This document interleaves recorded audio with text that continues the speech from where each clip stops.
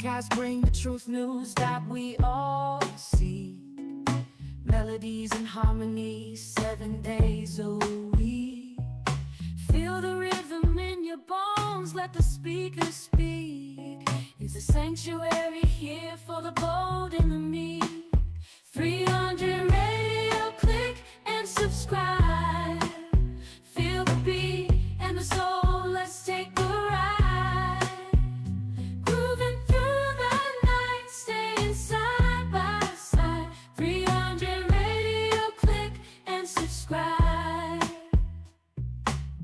Music videos flash across the screen, so bright.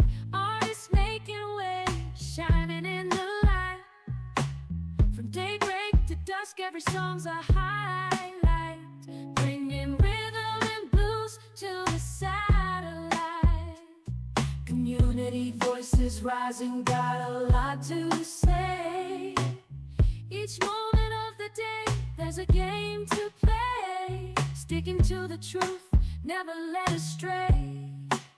Here comes a revolution in the airwaves today. 300 radio, click and subscribe. Feel the beat and the soul, let's take a ride. Grooving through the night, staying side by side. 300 radio, click and subscribe.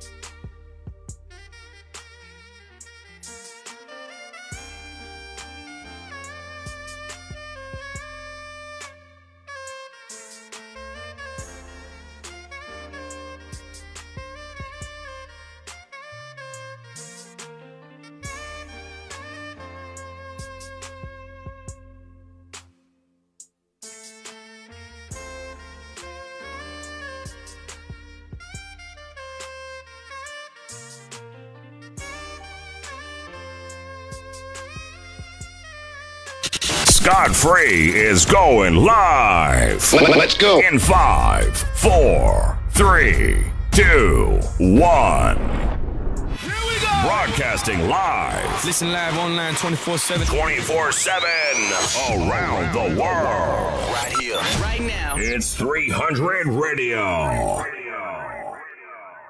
And you know this.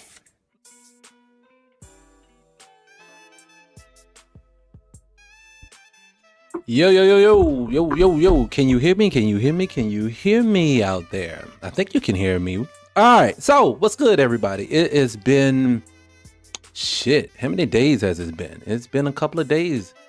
Hold on one second. I think we're having a glitchy problem over here on what's name on Instagram. So let's see. Hold on, guys, for a moment there. Let me see. Give me a second. Let me see if that makes it any better. Let me see, because I am glitching heavy over here on Instagram. So let's see. Let me give it going. Let's see. Let's take all this down. Cover. All right, let's put that up for now. Let's see. Okay. All right. So there it is. I got you. All right. So what it is that it's not going to let me record it at the same time as doing it, which is unfortunate, to be honest with you, because I definitely want to record what I'm doing. But anyways, we'll get it popping. We're not going to waste any time, guys. I'm going to just tell you a quick update of what's been going on with me. The whole system crashed. We haven't went live since last week. Not just work has been taking priority, but damn near everything else in my life has been taking priority right now. So birthday is this week. Birthday is this Friday, Valentine's Day, baby. That's me. Yes, it is. So I've been preparing for that as well. Outside of that, like I said, just been having a lot of technical difficulties with this thing. So moving forward, hopefully we don't have any issues today. It looks like everything's back in order. But from there, let me go ahead and get everything going. What I want to do on today's episode, I just want to dive right into the chill report. I'm going to go get Miss Levy up here. I'm going to give her a call in a second. And we're just going to try to dive right into the show because I don't want to hold you too long today. I got to get right back because here, let me give you guys insight of what's going on. So basically, 300 Radio is a big platform. We're going to be on Roku, on Fire Stick, but also on the website itself. And being on those platforms, but we also want to be on Instagram and YouTube and TikTok, Facebook, all at the same time. And we're working the kinks out on being able to stream to every platform simultaneously. And we've ran into a few hiccups, but we're going to get it going. But outside of that, that's pretty much on the issues. But today, so no300radio.com, so we won't be playing any videos today. It'll literally just be me and Miss Lovey for a while.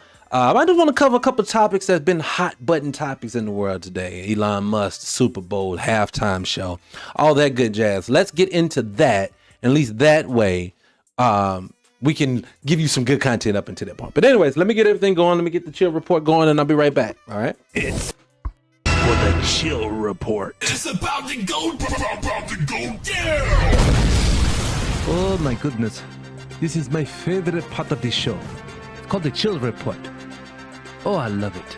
But the guy who gives the news, they hate to give the news. Really? For once in your life, just do the fucking news. All right? No. I'm gonna do the fucking news. No. Here is the fucking news. All right. So I think we have ready to have her pulled up. Give me a second. Let me give her a call and let's see if we can get her on the line real fast. Let's see what we got. Let's give her a call. Cut some of this music down at the same time. Hello. Yo, can you hear me?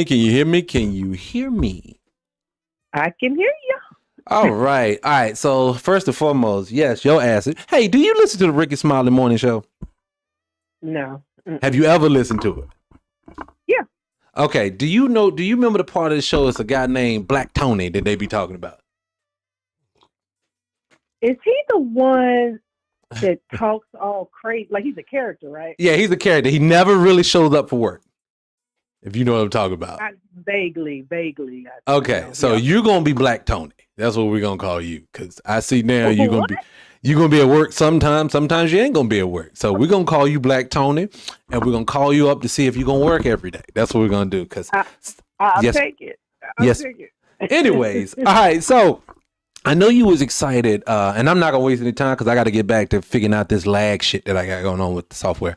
But so you was excited to talk about the Super Bowl, or was it just a halftime show? Oh, the halftime show. Well, tell me what was you excited about? I was happy for my husband, though. You know, he's a huge Eagles fan. Well, he should be happy because he had recently they just won a Super Bowl, correct? Oh, basically, they've been to the Super Bowl 3 times in the past, I want to say 7 years. They won 2 out of the 3. So, yeah. You know what's funny is that as much as I love sports growing up, you know how we are Tar Heel fans, everything. You know I haven't watched sports. Really, I got out of sports with Kaepernick. So I did the boycott with basketball, football, the whole 9. Don't get me wrong. You know I watched the Tar Heels play a couple of those championships. But I honestly don't know what's going on in sports no more when it comes to like day-to-day football, this type of thing. So. Well, I was a very huge Panther fan. That year they went like, was it 14-1, something like that. Right. And when they lost, and then we started losing our players for multiple different reasons, I got out of it myself, and I've been in search for a new team ever since. And I told Eric, I said I might end up joining the bandwagon with the Eagles. Well, like for me, I was a 49er fan. So when Kaepernick popped off, I was extra excited. Blackity black guy, he's into the whole thing. But then it was like, I don't even care no more. So like for me in basketball, I just follow players now. I really don't follow a squad anymore, other than the Tar Heels. I'm talking about NBA now. Yeah. I don't really follow a squad. But then I'm gonna talk you to death. Anyways, what was your excitement about the song? What did you think of the performance? Let's get into it. I think it was exactly what it needed to be. It was, first of all, everybody keeps saying, oh, he wasn't doing a lot. Oh, this and that. But the symbolism, the message. Tell me, okay, I'm be honest. I fell in and out. So tell me, what was supposed to be the message? Tell me the message. I can't really tell you what I can tell you is this. The man spoke about the country being divided. Did you watch it? Yeah, I watched the whole thing. I watched the entire Go ahead. Oh, you didn't see any, you didn't feel like there was a message behind it, or you just I'll be honest. I'll be honest. As I'm watching it, I was paying attention, but not paying attention to everything he was saying. But I'll also say too, the volume was kind of low on his mic to me. So it was like a lot. I know the lyrics to a lot of his songs, but not some of the ones that he did. It was just to me, well, I can let you give your opinion first, then I give mine. Well, the way I saw it, Samuel Jackson played Uncle Sam. Yes, I saw that. Representing America. And he kept warning Kendrick Lamar to play the game. And you saw the stage was set up like a video game. Right. And I took that as play the game the way they want you to play the game. And you know who I mean when I say that. Yes, and I know that. And he kept hinting that he was going to hit that song, Not Like Us. And then, he kept warning, no, be calm. Don't be ghetto. Be easy. This is what we want to see. We want to see that docile, man come out. We don't need you, speaking on anything other than sweet, nice stuff. Right. And then at the very end, Kendrick Lamar played that song and basically was like, no, I don't care what you say. Okay, because I noticed he said, y'all picked the wrong place. What was it? Right place, but the wrong guy. I got that because I got the feel that he was like he was toying with the Not Like Us song. He would play a little bit, cut it off. What? With the Not Like Us. It was like, so I thought my whole thing is like this. I don't get into the young hip hop rap beefs anyway, because for be honest, I don't even know why him and Drake started beefing in the first fucking place, to be honest with you. But once it started, anything that big us Black America, you know I'm gonna ride with. So Not Like Us been the anthem for me all summer. So all last year. Mm-hmm. Yeah. But well, to me, it was more that it was. See, that's where I think people are getting lost at. I think people think that performance was this huge Drake diss, and it wasn't. He was talking about the state of America and what's going on, and talking about pushback. And they said, I didn't see it, but they said that there was a point in time where the flag was split in half, and there was some on this side and some on that side, symbolizing the divide in the country right now. And it was so well done. I just thought he did an amazing job. And of course, again, I have not been excited about a song in a long time, but not like that. I will play that all the time. If I want to listen to the music in the house, that's the first song I'm going to. Well, my thing is the only thing, because like last year we had, last 4 years, like not to get into the politics things just yet, but the last 4 years has been really rough on Black America. They have been attacking us at every front. And to have someone stand on business, that to me, is the reason why I feel like the energy around the song is great too. Like I said, I'm not a huge hip hop fan of the young guys today, and I think Kendrick like 30-some years old, ain't he? I don't know, but I don't want to put everybody in a box. Am I a fan of the way they're trying to take the music? Absolutely not. Right. But that's why Kendrick Lamar, who is so talented, is just now becoming mainstream because he has a message behind his music. And so they're trying to push out all this stuff, these sexy reds and they're trying to and all them with that they don't have a message. And so even though I'm not a fan of the music in this day and age, that's not him to me. Yeah. And so I love his music, and I'm just eager to see where it's gonna go. Well, my whole thing is I'm excited. Well, this is what I do. It's like you said it best. They always trying to force. Like, let's look at it this way. You notice I said this on one of the previous shows that we did, that I can definitively tell that they're trying to prioritize other Black people that are non-Black American in every facet of our life, from entertainment to sports to politics. And so it's always nice to see someone in our culture from here who isn't doing some sexy red type shit, because they love when it's Black America to go get the worst of us. You know what I'm saying? And then promote that as being the standard for us. So Kendrick is actually the pushback on that. So I don't care whether I love the music or not. I love him just for being that guy. You know what I mean? Being married, the whole children, the whole nine. He's promoting positivity in our culture. Absolutely. So I loved it. And then I loved it even more. And I'm going to be honest, with the takeover of this country going on right now, and that guy, what's his 47, being such a stark Kansas City Chiefs fan, and was he? I didn't catch. I heard he got cheered when they started, because I watched part of the game, but I fell in and out. But I heard they cheered for him and booed for Taylor Swift. What happened was Taylor Swift got booed. He got cheered and booed. So there's footage of him getting booed as well, which is funny to me that he points out Taylor. Maybe that was a deflection. But, it wasn't from him. I didn't hear from him. I heard it. Social media was talking about it. I haven't actually heard Trump say anything. She definitely got booed.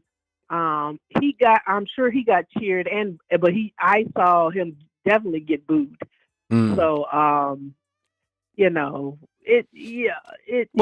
it was just. But when I say what is it? Patrick Mahomes' wife is a huge MAGA supporter. Oh, is she? And Oh. yeah. And Mahomes has made some statements. He hasn't gone full force like his wife does, Right. but he's made certain statements. And so it was, and he, was so Kansas City Chiefs fan, and so to see them get they got their ass whooped. Yeah, they got their ass. I watched the first half, pretty much the first half. I was like, God damn, they beating the hell out of them. So it was it was kind of symbolic then, if that was the case, for a lot of, especially for a lot of black people. Well, let me ask you something. We needed to see something, some type of level of win going on. So well, I was gonna say, let me ask you something. Did you catch wind of Pastor Jamal Bryant and what he did the other day? What he did? No. What he said the other day. Excuse me. Did you catch that? No. Okay. So you remember, just like.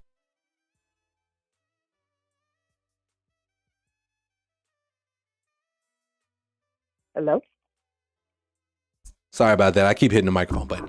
I say, you know how we discussed the DEI portion of what's been going on with the whole DEI thing, right? Mm-hmm. So what he did at his church, I think it was either this past Sunday or the Sunday before that, he basically he set up a website, a whole campaign, and he's targeting Target, just like majority of the people are. And he basically said that they're going to do he's employing all Christians, and he's starting with his congregation, that starting on March the 5th, he wants to start taking 40 days and nobody goes to Target. And basically that is their boycott, and he wants us to do. Now, I would like to know, what was your opinion when it comes to that? I'm just hearing it now from you, so I don't really have an opinion. Well, let me say this. Let me add extra context too. And another thing he said is that because like a lot of people push back on him and saying that, it's a lot of black businesses in Walmart that actually have their products there. And he said, yeah, I'm sorry for you guys if I'm not mistaken, but you're going to have to suffer with everyone else right about now. Well, we talked about this last time. I'm going to say it again. There has to be some sacrifices going on. Are we going to support 50 business owners over millions of people? And I know what DEI really is. Mm-hmm. And I also know what they have weaponized it to be. And so the fact that they have weaponized it as an attack on black people. Pause. Can I ask a question right there? Sure. Why do you think it's an attack on black people? It's what, DEI? Yeah, this whole attack, the DEI and other stuff. It's a scam. It's a scam. It's a scam to justify getting rid of qualified black people. Well, not just black people, probably anybody of a minority other than white. It is a scam to justify getting rid of people that don't look like them. So you're saying they don't have a valid reason, so they've had to create one, and this is what they fed on. Just like critical race theory. Same thing. It's just another word for it. It's the same thing. It's the same thing. It's just another word for it. Bullshit. Yeah, they sat there and they acted like these poor little children were going to be taught this horrific stuff when critical race theory was a class that you could take in collegiate level. So they take stuff that's not valid to use it as a tool against us. Now, do I think that it's legit? No, but the world thinks it. They have conned the world into thinking it. Right. So if you're asking me how do I feel about people, I'm gonna applaud Jamal Bryant. Is that his name? Yeah, Jamal Bryant. Because he's one of few pastors, and when I mean few pastors, I'm talking about the ones that are very well known, mm-hmm. who actually speak out. I don't hear no T.D. Jakes. I don't hear no Creflo Dollars. I don't hear any of them speaking about what goes on with our community. Now, whether you agree with his stance or not, I applaud the man for saying and wanting to do anything and not just being quiet and saying pass the collection plate. Well, let me say this before I speak, because my thing is that I agree with that last portion. I agree. I don't like these people who are basically taking from the community but never want to do anything to support the community. I totally agree. The only thing I would say to it is that I think the problem that I have with people like Jamal Bryant, Al Sharpton, or Roland Martin, people who says things like or do things like that. This is my conjecture. This is my pushback on it. If Target is a multi-billion-dollar business, damn, it could probably be trillions. I don't know. If you're going to boycott and you're telling them 40 days, I'm going to boycott, then what's going to happen is, I know because I was a black business owner who had a product at one point. What's wrong with black business a lot of times, we can't afford to go out and buy hundreds of thousands of dollars worth of product to sell. So what end up happening a lot of times is that our businesses don't have a lot of funds in there. So what my issue I think I have with what Jamal Bryant is doing with this is, and this is my issue with this. The issue is, if you're one outright saying that you're only going to do 40 days of boycotting to send a message, in those 40 days, those black businesses could damn near go out of business, but Target, it will be right back running. Just as it's going to hurt money, they're going to hurt for 40 days, but then they're going to be right back in business. But those black businesses are not going to be able to survive 40 days of, especially if majority of their products are being sold out of Target. And so I think that's, especially if you're going to tell people to do that, but at the same time, you're not pushing for them to go directly to these people to buy their products while you're on this fast. It's going to hurt the black businesses, but it's not going to hurt any of the big businesses. And that's my issue with it. It would hurt anybody's business, black, white, or otherwise, that's in Target. And that's the only thing they know, is to hurt the bottom line.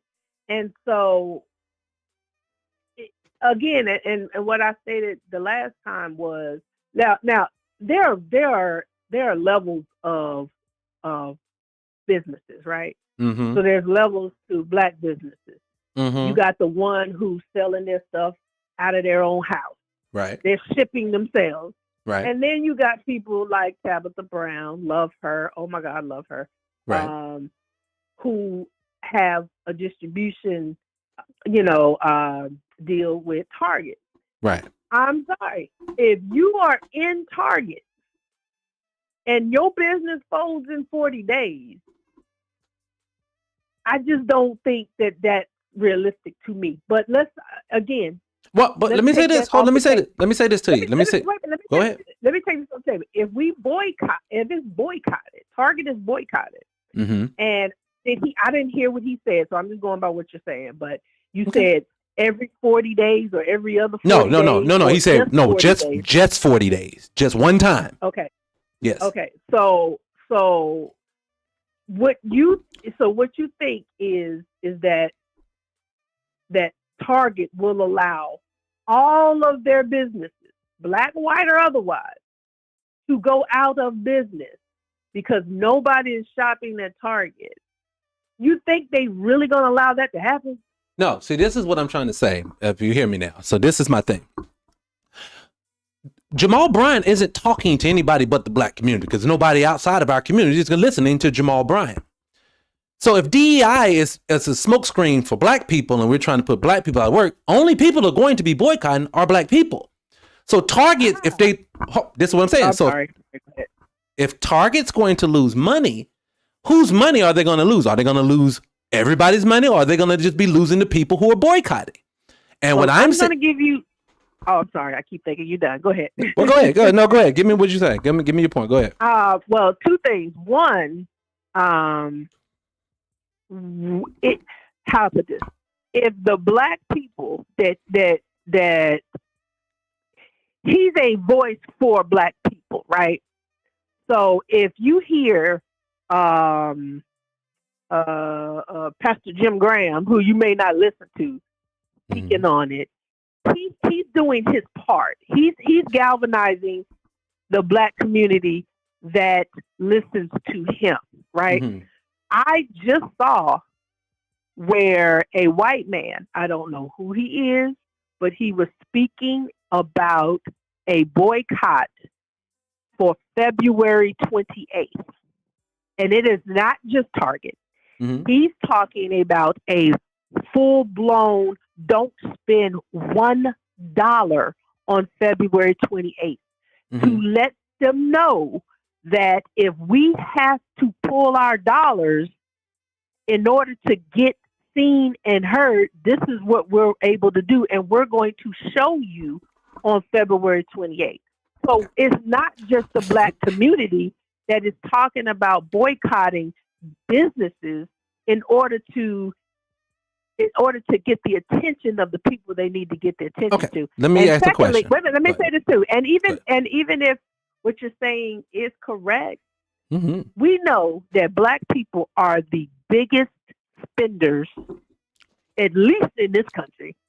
Our dollars, we spend more money in our dollars in these businesses than any other community. Even if that was true and it was just our community talking about boycotting, which is not.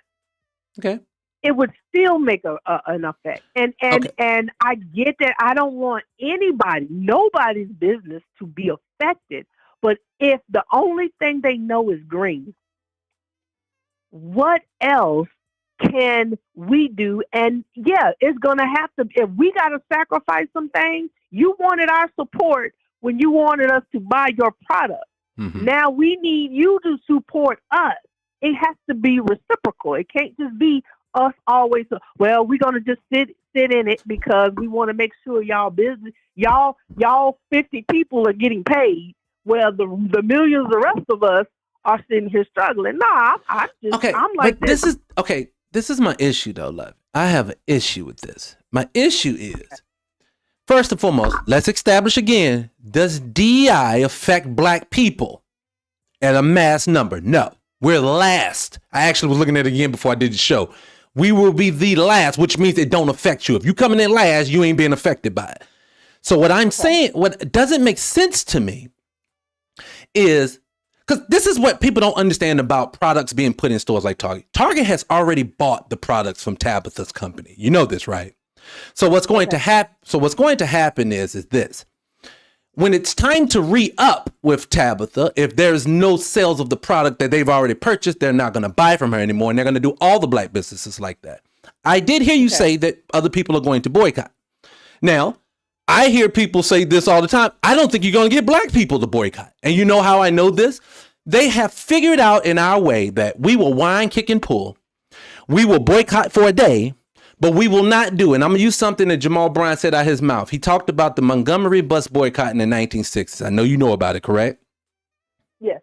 The only reason why the Montgomery bus boycott was effective when this will not be effective is two reasons.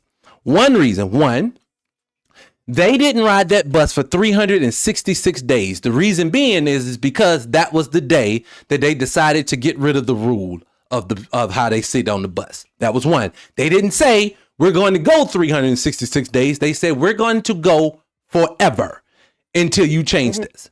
That is one. Okay. If Jamal Bryant tells Black people to go 40 days, or people, period, to go 40 days, Target is going to put shit on sale during that 40 days. They're going to put everything that Black people buy because they know we can't, and because they know this, we don't have an alternative to go to. So what I'm saying to people like Jamal Bryant, and I don't think people like... Yes, we do. Yes, we do. Who? We can go to Costco. Let's go to Costco. Let's go to Costco, because I keep hearing Costco all the time, which doesn't make sense to me because I looked this up. Costco don't have no Black-owned products in their store at all. So that should tell you how they feel about niggas, because they don't have any products in their store. Because one thing I do not like about Black people is we always have to be told that somebody don't like us. You remember when H&M was putting those new shirts with the nooses on the monkey on their shirt and Black people went out and boycotted? Remember that? Say it again. You remember a few years ago, H&M, the store, had these new shirts that they were selling in the store, and everybody got outraged and they stopped going to H&M. Well, what you may not remember, but I remember this. What they have learned about when it comes to us, when it comes to boycotting, is that we don't have enough places to go to. So you said Costco. And the reason why I say I'm not using them as an alternative, because for one, you have to buy a membership. People don't have money like that. I think the membership is like, what, $25? No, I think I got, if I'm not mistaken, it's like $60, if I'm not mistaken, for the smallest one. I'm just saying that's one. But, and I guess what I'm saying to you is that we are doing half the thing. You are telling people to boycott. I am okay with boycotting. But the problem what we're having in our community is that we're not building. If we build, we no longer have to worry about DEI. We don't have to worry about other companies not hiring us. We have to build. And so what we're saying is, I'm talking to Jamal Bryant and Oprah and all these other people that came out and said they're mad about this. So what are we going to build? Because so we can stop running into this issue. Because let me say this and I'm done. When I watched the Game of Thrones, they always used to say, winter is coming. We have to prepare for it. Winter for black people have been here for 150 years since we got out of slavery, and we are not building anymore. Since the civil rights movement died, we don't build anymore. We allow them to build for us, and then we beg to be a part of it. That is inefficient, and that's stupid for us, and that's why we're losing. So I'm a little confused. You got to clear something up for me. Go ahead. Now, you're saying that the Oprahs and the people with influence and money who could invest in our communities or in their communities. Well, I'm not counting their pockets. Let me say that first. I'm not doing that. What I'm saying is, I don't want you to jump out the window like this, like Jamal Bryant's doing. But when the day is a good day, what are we doing so we don't have to keep running to this DEI problem? That's what I'm saying. It's not that you have a problem with him promoting the boycott. You just feel like he's not going far enough. No, I feel this. I feel like this. This is not the thing that we should be boycotting for. What we should be boycotting for, we should have been boycotting for reparations. We should have been boycotting for a crime bill. These are things that are directly affecting us. But you're saying, fuck them 50 black businesses in there. We need to boycott for this DEI, and DEI don't even fucking affect us. So what I'm saying is that can we do something a little more effective that's going to help us? Because this, great, we do it. Target hires a bunch of niggas, which they're not going to still do in 40 days, but they hire a bunch of niggas and they don't pay them a livable wage. How does that make our community get better? Well, let me ask you this, because we talk a lot about what's not effective. Mm-hmm. What would you like to see happen that you believe will make a difference in our community in this country? Like, what would, if you had it your way, what do you see happening and how do you see that coming about?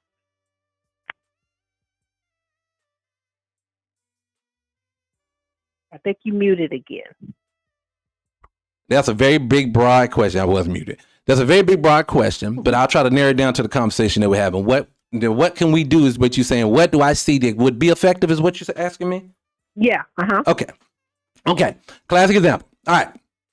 I'll take you two instances that I agree with. Malcolm X for one. Malcolm X said, the white man is doing exactly what he's supposed to do. He started an industry and he wants to hire his sons, his people who look like him. That's what you're supposed to do. We as a black people have to do the same. If we want to employ ourselves, we have to hire ourselves, which means we have to go in business and then support ourselves. That's one. So my first issue, the one that's going to solve our problems first and foremost, is we have to own whatever we're doing. And then the people in our community have to prioritize us first, always, before going to Target and Walmart and everywhere else. But we have to build it first. That's one. And then the other one, the other thing that I think is very effective if you are working in the white environment and you want them to do certain things for our community, being that we are big consumers, yes, we are the biggest in the world. The easiest way for us to get shit in the process, I'm going to take the words from the comedian Jeff Brown.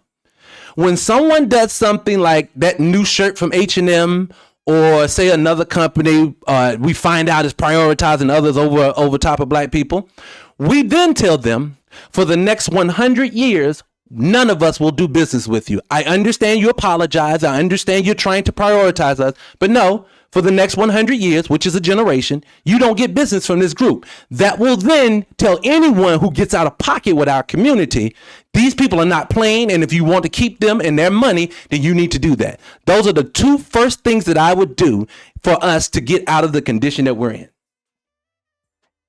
Okay, so the building up of our own stuff. You have to build it. Okay, now what happens when they revert back to what they did when we've done this in the past? Okay, can I answer that? Yeah. They have never stopped doing what they do to us when we build something. When Ice Cube, who started the Big Three in the summer that has nothing to do with the NBA, and he's hiring retired players that you don't want anymore, he said out of his own mouth, the NBA every year since I've started has tried to shut me out. When I hear, I'm just saying, so what I'm telling you is, they're going to always get in your way. They're going to always try to stop you. But what I'm saying to you is, you cannot stop moving until you figure out how to get from underneath them.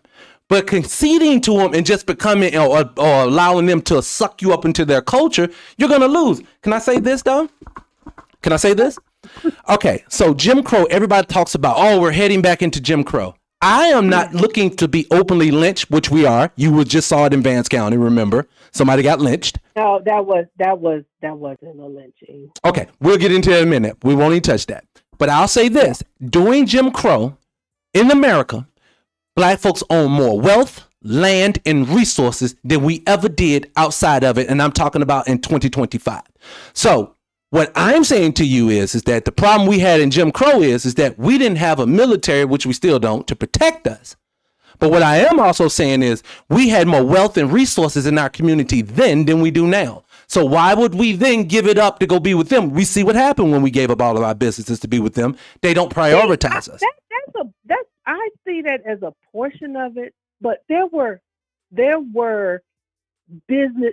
communities that were thriving outside of the white community, and most black businesses were doing it. I mean, most black people were. What happened in Wilmington? What happened in Tulsa? Damn. Whenever we do what you're saying, Mm-hmm. whenever we do what you're saying to do, which I agree with. Okay. You know they're not going to allow it because they need our dollars. So when they come with the military, when they come with fake reasons why you can come in and attack and do all the crazy stuff that they do. In other words, we have to do something different because we had all of what you said. You're right, Levy. And they took it.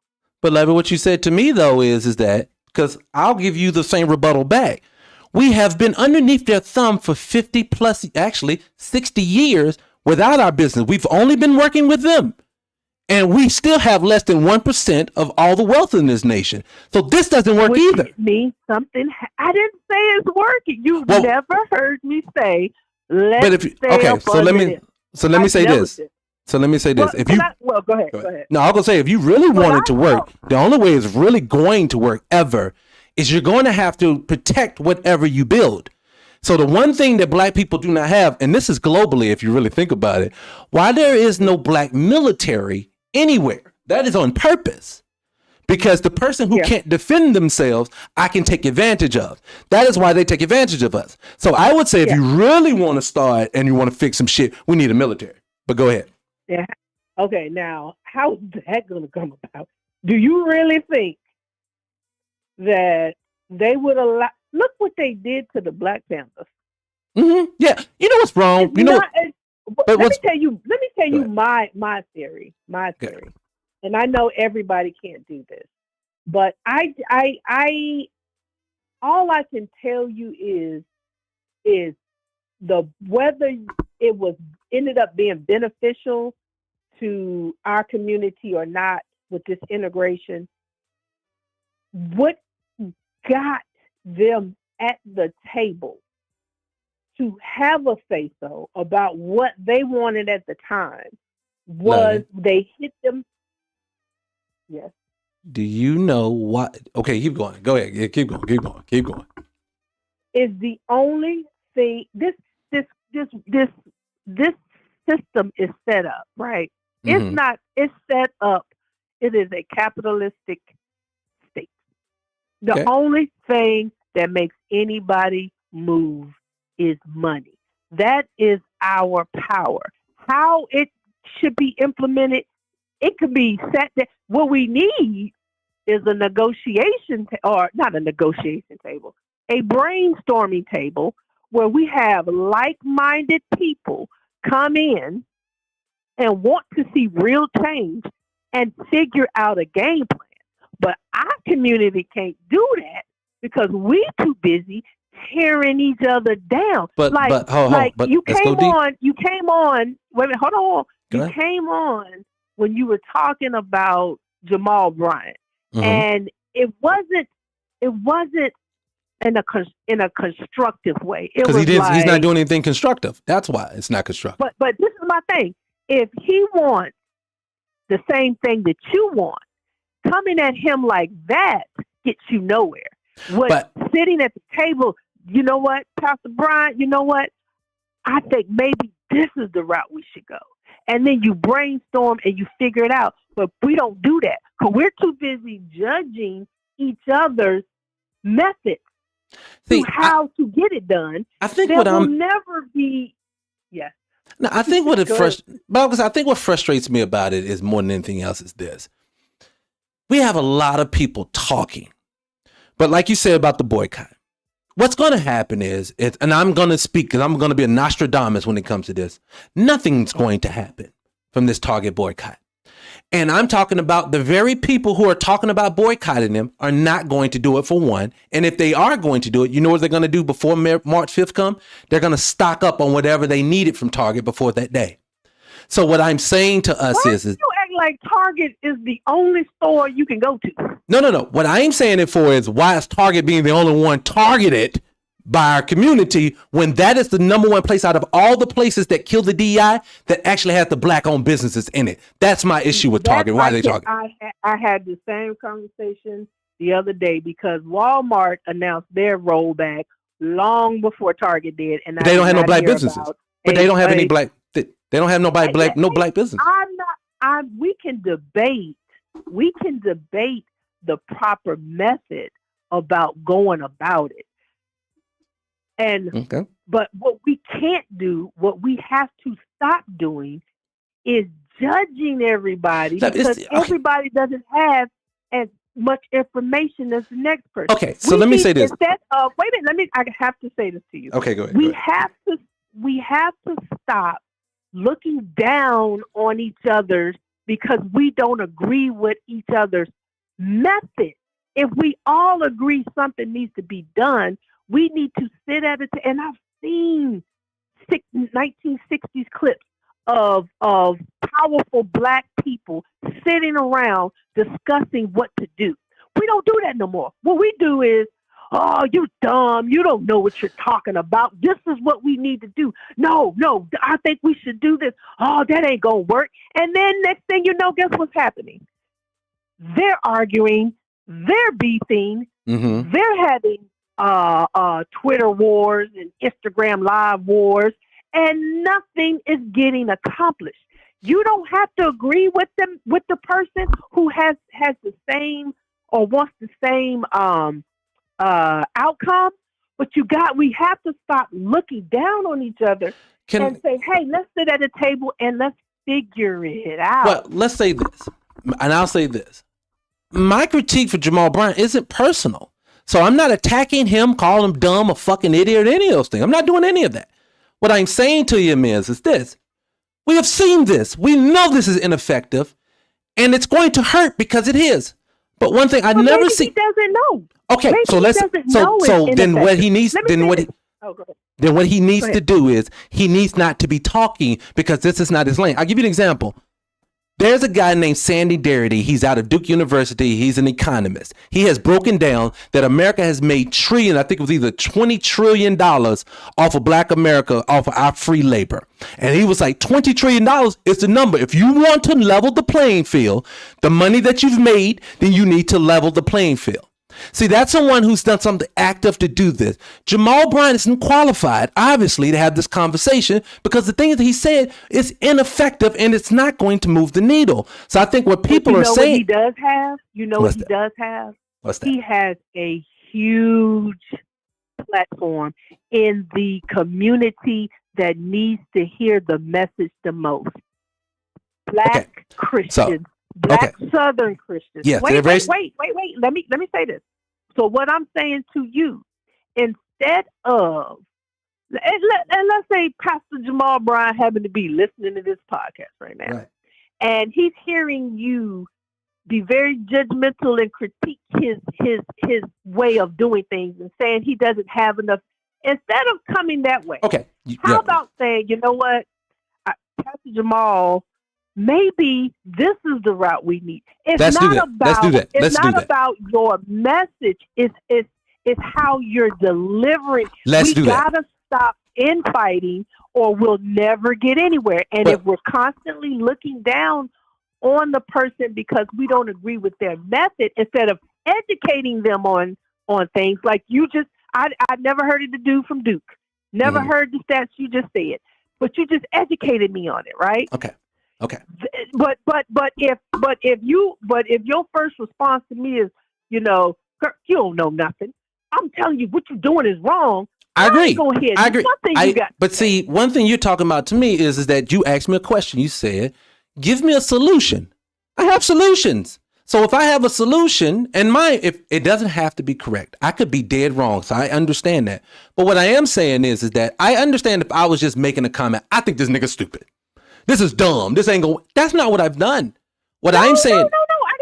I didn't say you attacked the man personally. What I'm saying to you is if you come from a place of the mentality, the thought process is, instead of saying, "Oh man, Pastor Jamal Bryant is trying to do something, but he might need some more information."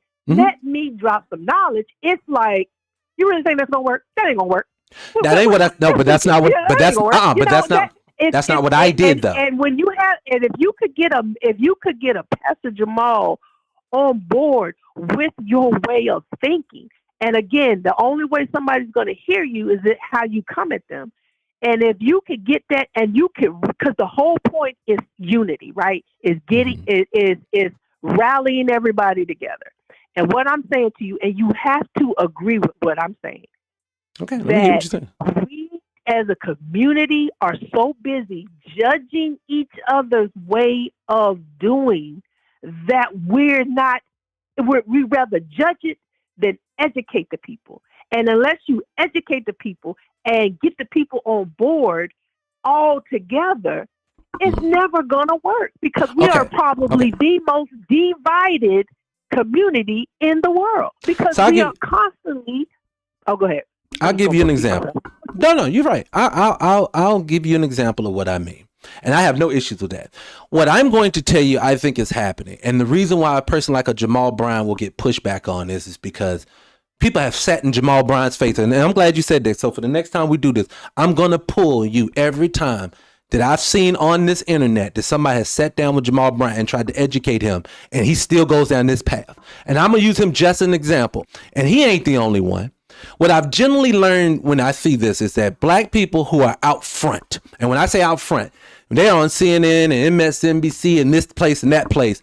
These are the very people that are self-serving.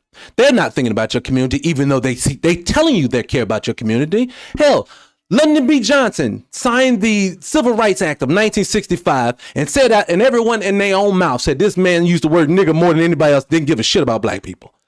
But what it was that I had to do it because those brothers are burning these cities down. So I have to get it done. He didn't care about us. So what I'm saying is, I'm tired of watching people get on television, supposed to be our representatives, and they're doing the same thing that's ineffectively happening. Now, if he doesn't know any better, that's different.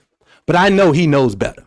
And what I'm saying is, because I've seen him. That's what I'm saying. I've seen this man. I've seen this guy say it out his own mouth, and not just him. See, I don't want to make it specifically about him. It's a certain type. It is when you're talking about. You said they see nothing but green here. Black America is the only reason why this country is as wealthy as it is because of Black America and our free labor. The United States of America has taken us and said, let's prioritize everyone else and give them resources, and I'm going to take it from your community. That means that's on purpose. And what I'm saying is, I get sick and tired of Roland Martin telling us we don't fill out the wrong paperwork. I get sick and tired of telling this person telling us we be nice to the white people.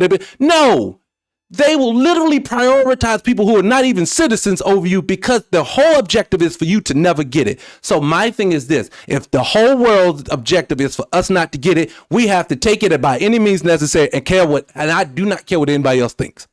But if we don't don't do that, Lamar. If everybody that's on TV you mistrust and you deem, that's not true. That's not no. Their intentions are impure. You don't know what their man's intentions are. You don't know where his heart is at. Let me say this. Because you wait. You have decided that because you don't agree with his method, that his intentions are, and he has a platform, that his intentions are not good. And that's not fair of you to do to somebody, because you wouldn't want nobody to say, well, he's just on here because he's just trying to push his agenda and da-da-da-da-da, when they don't even know you. We don't know that. No. I am here to push my agenda. Yeah, I am. My agenda, yes, I'm here to push my agenda. I am.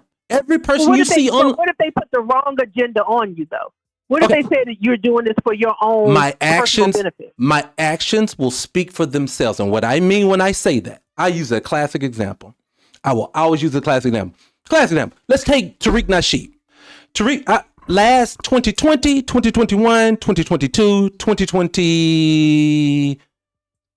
I don't think I went in 2024.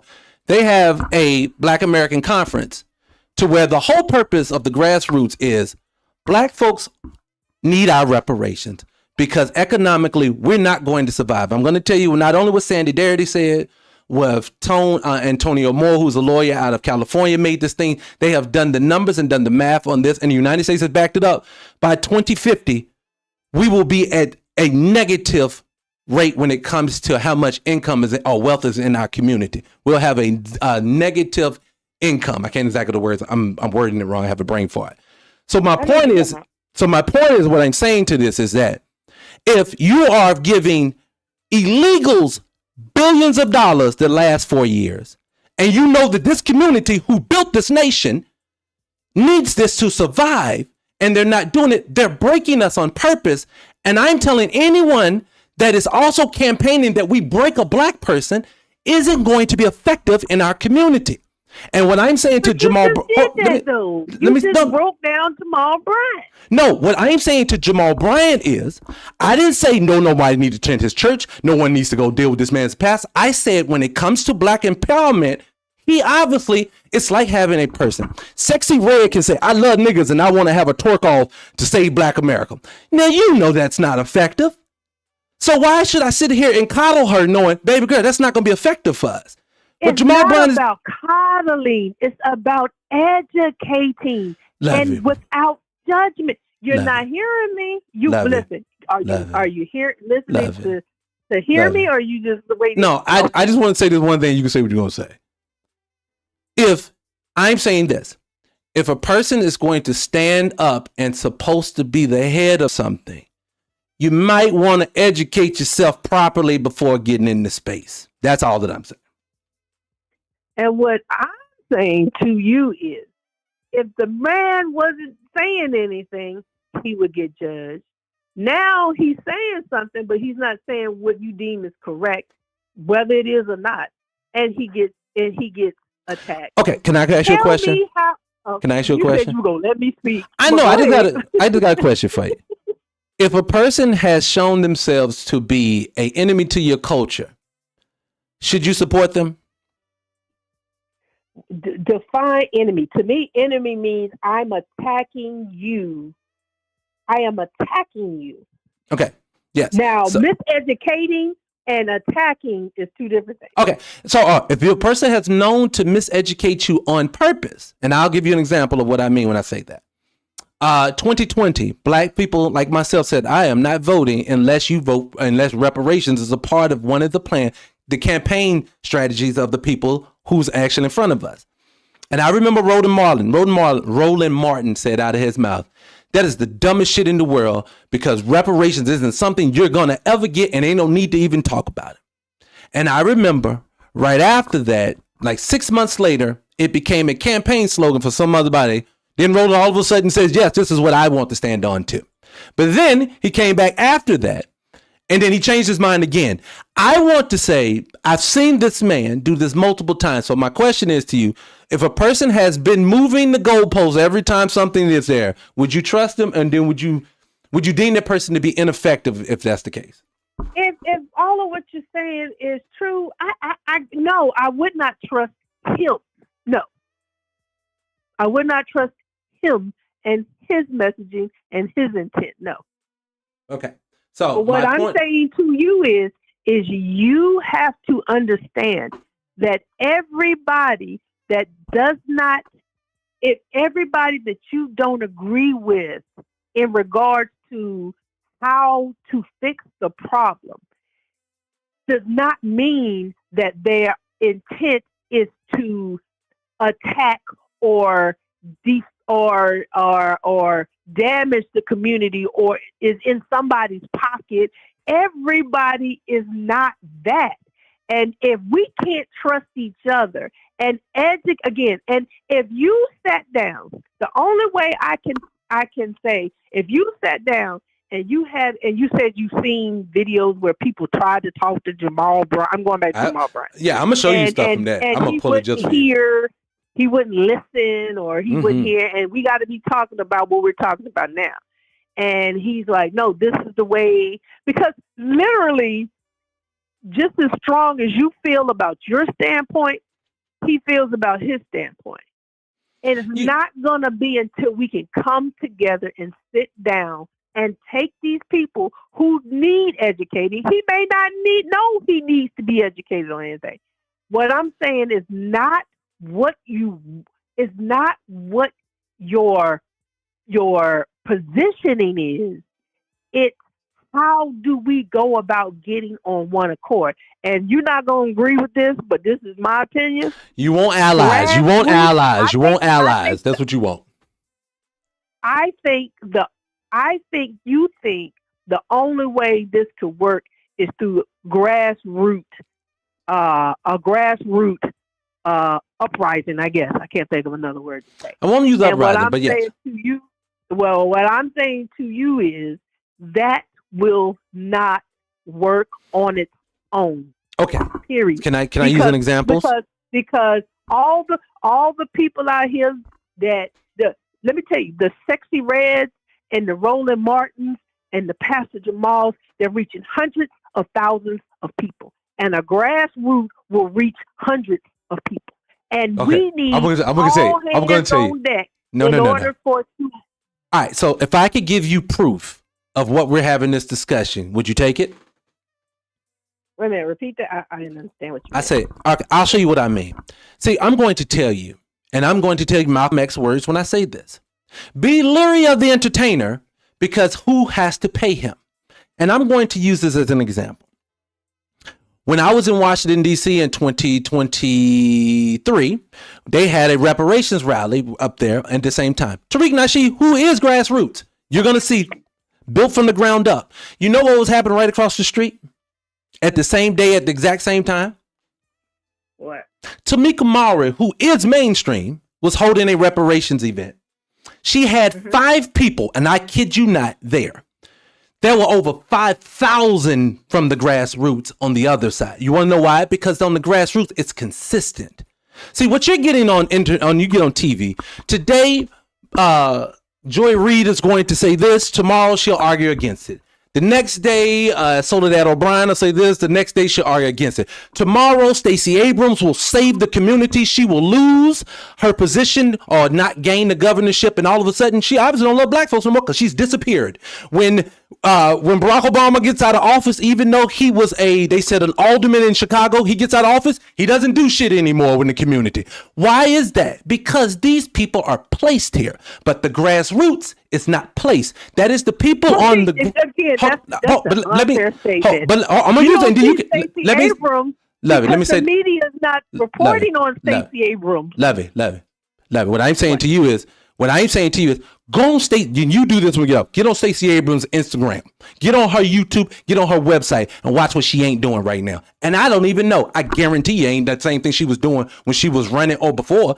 So let me say, the only reason why I'm using those, because the only time you said you like solutions and proof. I'm gonna give you a solution and proof. The only thing that has effectively worked in our community was a grassroots program, and that was called the Montgomery bus boycott. That was a grassroots thing that got something done. So what I'm saying to and how a person like Tamika Mowry, who has over 1 million followers, gets 5 people, that would be her. 5 people would be her own little security, right? Like when I tell you, 5 people. Wait. I'm not talking about people. I'm not talking about people organized. You gotta let me speak. I'm just saying, I'm not talking about just people organized it. I'm talking about people who attended the event. I'm not talking about the people who put the event on. How this woman who has millions of followers, and I don't know about this reparations rally, but I know what type when she was protesting. I can't remember where Breonna Taylor died, when there were hundreds of people out there, and so I don't understand how she gets not even 20 people to come. I can defend you whether. And she has contacts. She has resources. I'm going to tell you. You're basically telling me that I'm lying to you. But I'm going to tell you, hell, go look. No, you're telling me. You said you can't believe it. You're probably exaggerating. No, that's what I'm trying to tell you. So that's why I say, don't believe me. Because I'm not telling you anything that I can't verify. Please go check that out. Please, please go check that out. Tell me. I want to. Tell me where do I go? Do you want me? I'll send you some links, but I don't want to do it because I don't want you to think that I'm being biased. But I'll send you something if you want me to send you stuff. I can send you stuff all day. Let me tell you what I am. I am all. And I think you have this misconception about me. I don't sit there and listen to people on these pages and then or on their social media and go, oh, they this, they that. No. When I hear something, I go right into I want to research mode. So I want you to send me. Okay, I want you to send me those links you're talking about because I need to see for myself. I can't go just by what anybody says, and that's just me. This is how I am. I want to find this out for myself. Yeah. Please do. See, this is what I'll tell you. And I said this before I started this podcast. I said what I wasn't going to do because I'm going to tell you what people fuck about. You ever notice why people get fucked up on the internet? It's because they say shit they can't prove. And so one thing I always say, my number one rule, you can talk to old lady. She'll tell you the same thing. The one thing that I said that I will definitively never do is lie or do something I can't prove. And the only reason why I say that is because I don't need to. Everything that we are going through in this country, it's validated every fucking day. So when I look at celebrity, and the reason why I get so hard on celebrities is because they're used as a buffer against us. And what I'm saying is, I don't just say that either. I'm not looking at Jamal Bryant because I saw his page and said, oh, I don't like what he's doing over there. I don't like it. No. I know for some odd reason, Rona Martin will agree with everything that Stephen A. Smith agrees with. Stephen A. is going to agree with everything that Al Sharpton's doing. But then everything, and it seems like they'll all get angry about the same thing. See, one thing I know about a man is I may get angry about this, but this man may not care. But for some reason, Al Sharpton is walking people through Costco. At the same time, Jamal Bryant is talking about boycotting. But at the same time, we've having thousands of people on the grassroots talking about, hey, we need our reparations, what is owed to us. They don't speak about it. Let me ask you, give me, what's the next, and I don't know if you can add stuff like this information to the podcast or something, Go but ahead, I can add a lot. for the listeners, let them know what this grassroots program, the name of it, so they can look it up and get involved. It's not in no program. I'm gonna tell you exactly what's going on right now. And so you're not privy to it right now. I can tell because you're not, and not everybody is. But I'm gonna tell you what's happening right now. Black America is coming together on one accord. Like you say that you want people to do, it's happening. Oh, it's happening. Okay. The reason why, see, people say this right now. Remember we was talking on the last election. I mean, we was talking about the election on the last podcast, and we talked about Kamala Harris pretty much got the same amount of votes that the Democrats always get from black people, right? Or did okay? So, well, people don't. Well, I just say this: people like the argument I always hear from like Democratic people. They'll say things like, "Black folks came out and voted the same way they always vote." No, they didn't. They had millions less people voted. You want to know why? Because millions stayed at home. Not those millions that went. The millions stayed at home because we were beating the same drum beat for 4 years. Look, if you're not going to give us tangible things, then we're not going to vote and be a part of this process anymore. And you're watching the numbers grow. And so I'm very happy to see what's happening on the grassroots. But what I'm saying to you is that what I see is it's never a part of the entertainer. You know what's never a part of the entertainers? I mean, part of the grassroots? It is the entertainer. I never see the entertainers come out on the grassroots and be there with you. Well, it sounds like it's very secretive. You won't even give me the name of it. No, it's not a group. Like the whole thing, the one that I went to in D.C., Tariq put that together. Tariq and Nasheed put that together, and that many people showed up. And it's not an organization. It's just saying Black America is tired of people shitting on us. So I'm gonna stand on my lineage. So what you're saying is the group is your group. What's his name? Tariq Nasheed. I'll send you a link to his page. Okay. I'm just gonna Google him. Oh, he's probably not in. Oh yeah, he'll come up. He'll be, and that's another thing. I'll give you a classic example. Would you say if, like, I'm a big fan of this. You said this on the last one. The enemy of your enemy is your friend, right? Yeah. Okay. Do you think that a person who's your friend would then be friends with your enemy? Wait a minute. The enemy of my enemy is my friend. And okay. Ask me that question again. I'm asking again. So do you think, like for me, I'm your enemy, right? Okay. And your husband isn't your enemy, but your husband is my best friend. He knows that me and you enemies. Is that possible? No, but if you and him are enemies, and me or you are enemies, then me and him are friends. Okay, so now let me say this. So what I hate about the Black entertainer is this majority of the time, and I understand it. So let me say it so that I don't come off because I think you make me feel like I'm judgmental. I'm not. I understand he who pays you controls you. I understand that if you step out on a limb, because I don't think all Black people in entertainment and sports and shit don't give a fuck about Black people, but I also know, just like you know, that if they step out on a limb, they're gonna get come for. And so for me, I'm just not unaware of this. I know that this is happening. So I'm not hitching my wagon to entertainers because they're getting paid by those people. And then I also know this. Hold on, let me say this. I also know this. When you say something those people don't like, they cancel you. But for some odd reason, there's a group of Black people that's supposed to be down for us that only come out for specific reasons. And it doesn't seem to upset the very people that's paying them. That's a problem for me. Because I know. This is my opinion, and then I'm going to let it go. The reason why our community was able to galvanize in the 60s is because of high-profile Black Americans. The Muhammad Ali, the Malcolm X's, the Dr. Kings, the Harry Belafonte, even oh Lord, what was the little bitty dude, Sammy Davis Jr., the Nina Simone. They were able to reach a certain level of people in our community in order to galvanize. That is the only reason and the only way it works. And so what I'm saying to you is, I'm not saying that we need to blindly follow anybody. Right. That's Roland Martin. That's Jamal Bryant. That's Dr. Umar. And that's even Dr. Nasheed, the guy you're talking about. I need to know your message.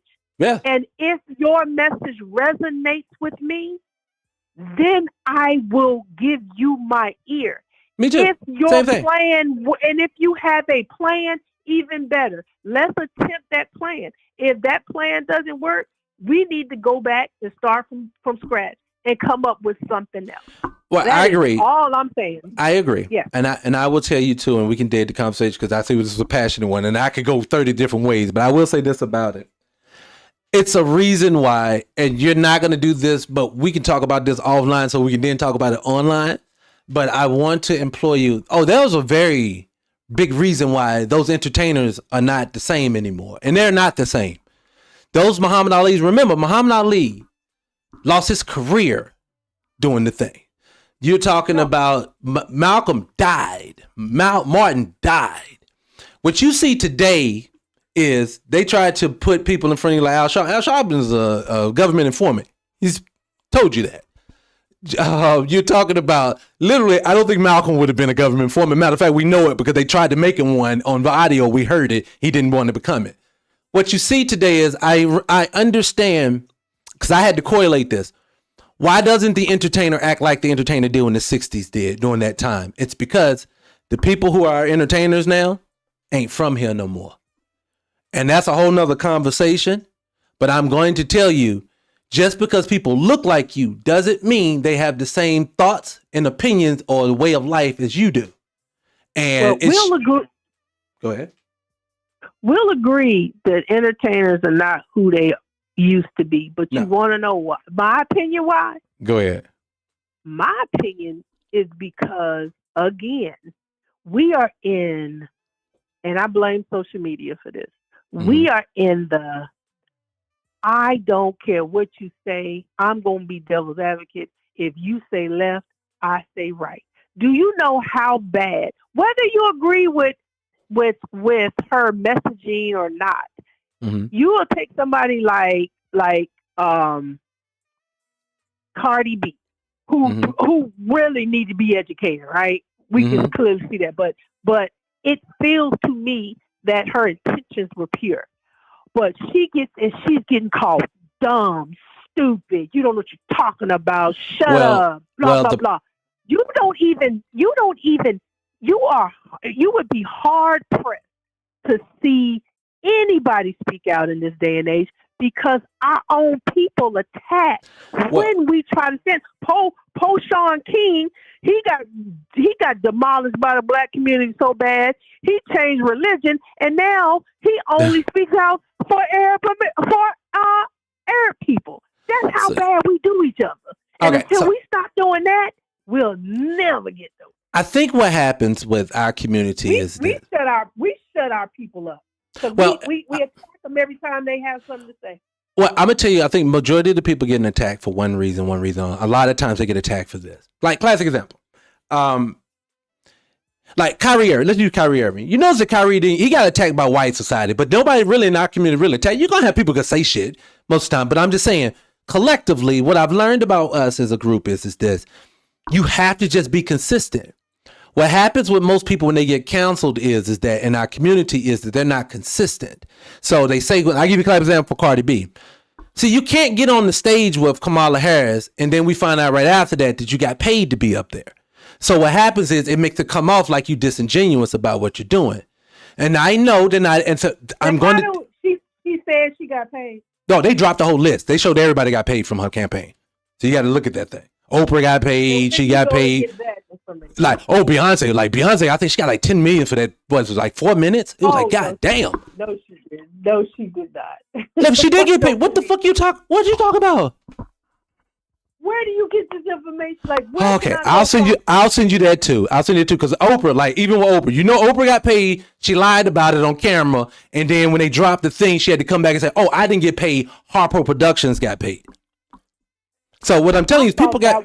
I thought that was about the production of Color Purple. No. She got paid. Roland Martin got $300,000. The thing he got pushed back on was the fact that he talked so much shit every day on his platform and he asked her no real questions. That's why he gets pushed back on stuff like that. You got paid and you didn't. I definitely want to see that list though. For real. Okay. So please send me that. And honestly, I don't even have to show it to you. You can hang up the phone and Google it. They're going to show you the list. It was everywhere. It was literally all online. Nobody it was no pushback on the people saying, no, they're lying. No, people had to eat that. But look, they almost did $3 billion. They finally did an audit on it. She almost raised $3 billion in that time frame. And they actually, right after it went out, this is two things that came out right after it.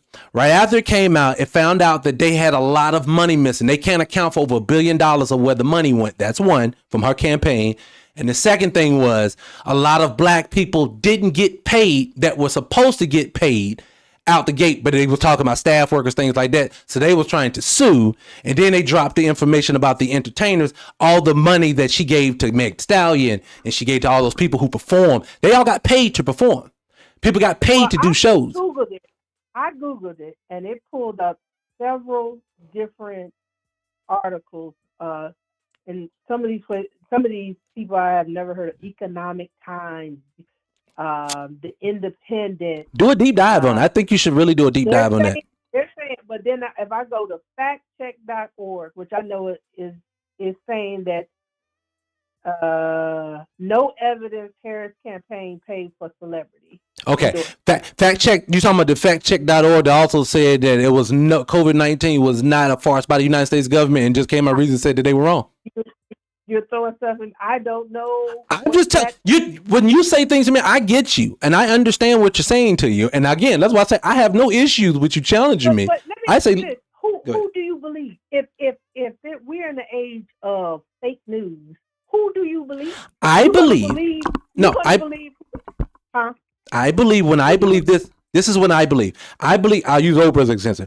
Oprah, they stopped her on the street when she was in Hawaii on vacation. They said, Oprah, I heard you got $1 million for doing this show for Kamala Harris. She said, we made no money. I'm sorry, no money over here. And then I had to watch her a couple of days later come out and put a statement on her Instagram and say, it wasn't me indirect. It was directly to the Harpo Productions. When Roland Martin said he didn't make any money off of this. And then when they found out the list dropped and he says out of his own mouth, no, the $300,000 was for production costs and for advertisement. Is what he's saying. But he did no advertisement and there was no production. He's a streamer. So they're getting paid. But what it is, people are coming out and now having to justify why they're doing it. I'm not making it up and I wouldn't tell you hearsay. I hear that people make up shit all the time. Let me say this. I'm not saying you're making anything up. I'm saying what we have to do in this day and age is check and fact check. That's what I'm saying. The only person you can say for sure is, or if something is factual for sure, is that person at this day and age, is that person come out and say, and you're saying that Oprah, out of her own mouth, said that the Harris campaign paid Harpo $1 million. Yipper. Go check that. Go check CNN. Go check CNN. Go check MSNBC. No, I'm not. Why? Because CNN is owned by a billionaire. Okay, I want to. If I can't hear it out of the person's mouth, even better. Go to any place you go to. I understand what you're saying. You're literally saying you can't trust anybody, and I totally understand that. So what I'm saying to you is that, again, once you do a dive, you're going to see what I'm talking about. And I would just say, so for me, the whole purpose of what we're talking about was that I'm telling you, most people in our community, if you lie, you no longer are going to be trusted. So what I'm going to tell you is that that's what happens to most people. Even today, like Kanye, crazy shit. He was on my list of things I wanted to talk about, right? Even Kanye, crazy cat shit, right? But even Kanye doesn't lose money from the community that was already buying from him. The man is still a billionaire. Want to know why? Because he's consistent. It doesn't mean that you have to agree with what he's saying, but you have to stay consistent. You have to be consistent. That man, well, number one, he's crazy. I think he's taking a lot of hits financially. Do I still think he's probably a billionaire? If he's not, he's very close to it. No, they said no. You got to check that too. Recently, the people who verified and everything, he dropped it online and they verified it too. So you go check. I think it was $2.7 billion he's worth now, or something like that. Go check it out. And you think that he still kept his money because he's consistently acting like a crazy man? I'm just saying he's consistent. I don't care what it is. Like Corey Holcomb in the 5150 platform is massive for him. And Corey crazy as cat shit, but it's because he's consistently Corey Holcomb. And I'm not saying consistently good human being. They're not. Yeah. That's what hurts me about Stephen A. I just had that conversation. He's consistent. His opinion goes wherever he thinks is going to be the most popular. What you talking about, Stephen A. Right? Stephen A. You talking about? Yeah. Yeah, I agree. I totally agree. Stephen A. is the type of person, whatever white people want him to say, or he think white people want him to say, is what he's going to say. We all agree with this, but he's consistent even with that. I'm just saying what happens in this world, the reason why people are going to come for you, and it's always going to happen. I'm not talking about the people who oppose you out the gate. Like, classic example, when Kevin Samuels was lodged, it was people out the gate who hated him. Then it was people who loved him. All that I know was that man had consistently 20,000 people in his streams every time he went live. That was his base. You want to know why? He didn't start out being provocative. No, he didn't. He went viral over something he said very provocative. And then he changed his whole platform to say the most ignorant, craziest thing so he can go viral again. He was chasing the viral moment. Huh? Actually, I agree. He started, towards the end, he started chasing a viral moment again. I agree. I totally agree with that.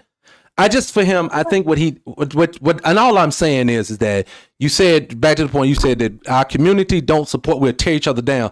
It's only the people, if you really stop and look, like Malcolm X to this day, and he's gone, but his life, you notice nobody flipped on him. Tupac, nobody flipped on them. They were consistent to people who they were. You have to stay consistent in this community and see if you can't stay, like even today, what's my man name, old guy, comedian, you know what I'm talking about. He got old, he died a few years ago, but he was really big in the civil rights movement in the 60s. What's his name, love? You know what I'm talking about. Dick Gregory. You say? Who? Dick Gregory. Dick Gregory, he was crazy as cat shit at the end, but they allowed him to say what he is because he stayed consistent his whole career. You know what I'm saying? So what I'm telling you is, it's not that we tear each other down. We do not. But you cannot stand in front of us and then blow your opinion. Can't blow with the fucking wind. That can't work. I'm sorry. You can't tell me we don't attack each other. I don't think so.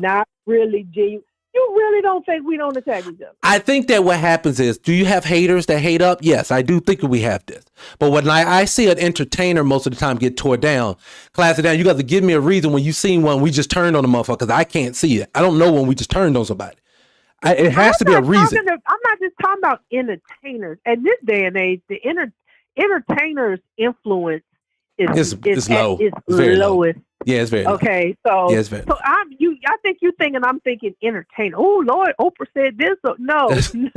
I'm talking about people who have made themselves well known doing the work. Mm-hmm. We did not know who Tamika Mallory was until Trump's first I think she was placed. She became famous. I think she was placed. Famous. Of course you do. Yes, she was placed. I know she was placed. She has a platform. No, I don't. It's kind of like you can't win for losing, because if you have a platform, you automatically think. Well, you brought up Tariq Nasheed's name. I brought him up earlier. His platform, even though on paper you're gonna look at it, it looks like he has less views. I'm gonna give you an example. I saw this on the article one time. I'll send you this too. Do you know this man, from his stream inside his house, does more numbers monthly than MSNBC and CNN combined? So what I'm telling you, and he's grassroots, but what it is, people are not going to promote him on TV. He has the #1 independent documentary of all times. He's never been nominated for an award at any BET award, anything like that. It makes no fucking sense. But because he's grassroots and he doesn't get his money from the system, is why majority of us believe that he's not bought and paid for. That's one thing. Okay, so on that note, when we talk again, I want you to give me a list. I got a bunch of Dr. stuff. Umar, then. You hear me? Oh, you said about the I give you my opinion about Dr. Umar. And I'll even tell you, I don't hate him. I think he crazy as cat shit, but I don't hate him. Because he has a platform, not a big one, Mhm. but He has one. Yeah. So yeah. And mind you, and you know what I say to him, and I'll make it quick, and you don't even have to call it. I know you got to run, but I'll just tell you, my whole thing with him, I don't have a problem if he can get the school open. Great. Do I think it's going to close right away? Yes, because I don't think he has the financial. What's the word I'm looking at? I don't think he's built to do it that way because he's doing it improperly from a person who started a business, in my opinion. But do I believe that he don't love the community? No, I don't agree with that. I do think he's down for the community. But I think that the man is a little cocky and crazy as cat shit at this point. He's something. But he is definitely something. I actually like him. I do too. He grew on me. I think his pro-black woman stances and helped me grow on him. I don't agree with everything he says, but nobody agrees 100% with everybody. And I don't agree. See, that's an example. I think he genuinely cares about the black community. Can I say this to you? And I know you go, and I'll say this and I'm done with it. This is a prime example of when you say I don't like anybody. That's not true. I agree with you, just like Dr. Umar. I have donated multiple times to the school. I want to see the school get open. It's been over 10 years now, and I don't know if it's ever going to happen. But one thing I can definitively say, I do not think that man is an enemy to our group. But I can tell you some of these other people I believe are enemies to our group. And I do not, and I'm telling you, I'm not a huge fan of everything Dr. Umar says anymore. That it's not about me liking you. I just need a person who's really about the culture. I don't need a person who's just up here talking. That's just my thing. I agree with that as well. Anyways, it was a great conversation. Man, I had like 7 different things on here to talk to your ass about. Yeah. Well, we'll get to them another day. Are you working the rest of the week, or are you not working? Let's just get it out of the way. Tell me now. What's today? Oh Lord, that means no. I'll talk to you next week, guys. Anybody watch y'all see love this week. Off air, we're gonna sit down and we're gonna carve out some specific, because we're doing it fly by day. So no, you doing it fly by day. I prep. I prep every day for this. So yes. Yes, without me knowing how you prep. But if you show that's another thing we'll discuss. Yes, because you can't text me the morning of and be moving the time around. You better have. Yes, we need to have a pre-show every morning. Yes, thank you very much. Okay. All right, I'll hit you later. No, I said that. No, I ain't saying we need that. Yeah, we do. All right. All right, sugar. I'll talk to you later. All right. That pace. All right. So let's finish out this thing. Let me get back over here. Let me turn my music up a little bit. All right. So for the people that are still listening in the chat, we almost hit 5,000. Instagram fell off, and YouTube, we're doing okay. But I think I'm ready to close it out anyway. It was a good conversation we had. Hey sugar, Miss Southern Belle, how you doing, mama? I see you dropped a little message in there. I'm sorry. I don't know how long it's been sitting there, but I see you in there. Hello, darling. How you doing? But yeah, I'm getting ready to close this thing out. I think it was a positive conversation. My co-host, she crazy as cat shit. We're gonna have to agree to disagree on a lot of the subjects. If you was here the whole time, we covered, and if you didn't, just to recap what we talked about, Pastor Jamal Bryant is spearheading a campaign to boycott Target for 40 days starting on March the 5th. And I'm sorry. I have no problems with protesting. I have no problem with boycotting. I just think that we need to boycott and protest in a way that's going to be effective for our community. If you really stop and think about it, if we're not the number one benefactors of DEI, then it would be no point for us to be the number one people out here boycotting these people. It's too many black businesses and I've heard about recently, from hair care products to skincare products to clothing lines, I've heard that are in Target. If you boycott them for 40 days, including those people, a lot of those businesses will not be able to re-up with Target. I am not a supporter of Target. I think all of these businesses are an enemy to black society. I'm just saying, I'm tired of us picking and choosing. They always got to say something for us to come out of pocket with them. I just treat them all guilty until proven innocent. All right. And see, if you start taking that approach at life, you won't have to worry about who's with you and who ain't with you. All that I know when I walk into Target, and I'm in Atlanta, When I first moved here years ago, it was all black. Everywhere you went, all your employees were black. That ain't what's in there right now. But that's been like that for years. So if they just killing this program now, what does that tell you? You wasn't the priority in the first fucking place. But I will tell you this. I meant to say this to her before she got off the line, but I'm going to say this and then I'm going to go. They are black people. They are aggregating their funds. They are telling us every day that they do not mess with us. They are telling us every day that we are trying to break your community on purpose. And we're telling us every day we're going to do it. We're going to prioritize everybody over you. You see it. All of your entertainers on your TV show, if they are black, they're not from here. The people in sports, I think the NBA has an initiative now to go to Africa. Why did they do that? I remember seeing, I think it was Ebro in New York. I think he made the statement. Did he make the statement that some of the higher ups at their radio station was telling them to start prioritizing Caribbean music? That is trying to remove us. So I would just tell all of us moving forward, if you don't want to be removed, you better come together as a group. You cannot. John Henry Clark said it back in the day. We have no friends outside of this group. And I don't think we need these massive numbers. We just need one cohesive drum beat out of our group, and we'll do perfectly fine. You want to know how I knew it? She brought up the Black Panthers and then how they smashed them. Black Panthers at their height was only 20,000 strong, but you see the impact they made it globally with 20,000. I do not hate all black people that speak up for black people. I dislike the ones that are bought and paid for by the system and you're put in front of me and trying to make me believe it. Your message is never consistent. You never drum beat for the things that's actually tangibly going to help us. Everyone knows that if you gave reparations, which is owed to Black America, if you gave reparations to Black America, we could then fend for ourselves. You don't need to give me a program. But what are you going to do with the money? Who gives a shit? I know what I'm going to do with it. I said this the other day. I saw a clip of Young Jeezy. And it was an old video he was like, he first getting put on, I think it was from Hawkinsville or something like that, but he was really young in the game. Ain't look hood as ever. Jeezy is one of the most respectable looking men in the world right now. You want to know why? Because he ain't sitting in poverty no more. Don't let these people keep fooling you, telling you they trying to help you and they ain't. These people don't care. And I ain't gonna ever say something out of my mouth that I do not mean or I ain't telling the truth about. But I digress. Love you, love. Anyways, like I said, it was a good show today, guys. I appreciate you. We called it short. We did a short one.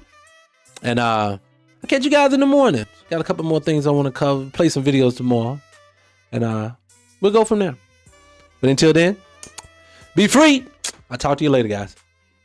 Whoa. Before you leave this podcast and go somewhere else, did you hit the notification bell? Because if you didn't, please do so now. And I'm talking to the people who've already subscribed. But if you haven't subscribed, make sure you do that as well.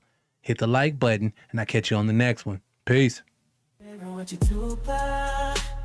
From the city streets to your home, we bring the vibe to your phone. Music videos and the hottest news. 300radio.com, got to choose. Podcasts that make you think and grow. Spotlight like the voices you need to know. Black culture running through the street. 300 Radio, come living our dream.